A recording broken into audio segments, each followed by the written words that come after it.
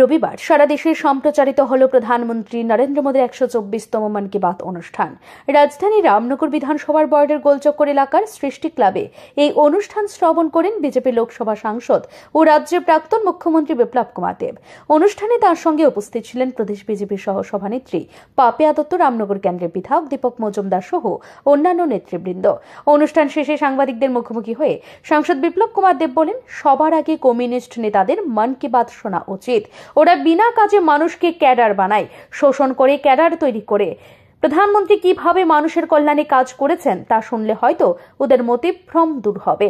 তিনি আরো বলেন, কমিউনিস্টরা অন্য দেশের যুদ্ধ নিয়ে কথা বলে, কিন্তু তাদের শাসনকালে কত জওয়ানের প্রাণ গিয়েছে, কত রাজনৈতিক কর্মী নিহত হয়েছেন তার কোনো হিসাব নেই।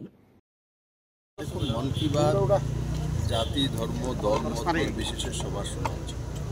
কমিউনিস্ট তো সবার আগে শোনা উচিত, কারণ এরা তো কাজ করে না। এরা মানুষকে বিনা কাজে ক্যাডার বানিয়ে ওর মানুষকে শোষণ করে ক্যাডার তৈরি করে এদের পদ্ধতি। ওর কোনো ব্যক্তি, পুরো দুনিয়াতে কোনো ব্যক্তি যখন নিজে কাজ করবে না, নিজে কোনো কিছু ইনিশিয়েটিভ নেবে না, সে কোনোদিনই এক পরিপূর্ণ ব্যক্তিত্ব হতে পারে না। তার জন্য সবার আগে মন কি বাত তো কমিউনিস্টের নেতাদের শোনা উচিত। ডেলি শুনলে এদের মতিভ্রম দূর হবে এবং তাদের পরিবারের জন্য ও ব্যক্তির জন্য লাভ হবে।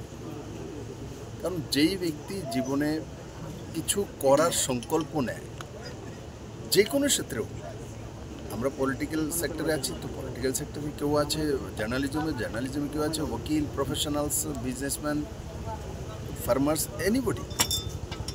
তো মাননীয় প্রধানমন্ত্রী মন কি বাত শোনা উচিত, আর তার মাধ্যমে আমরা অনেক কিছু জানতে পারি। আর মন কি বাত বেসিক্যালি প্রধানমন্ত্রীর কোনো স্কিম নয়, তার মধ্যে প্রধানমন্ত্রী কোনো কিছু করেছেন তার জন্য হয়েছে তেমন নয়।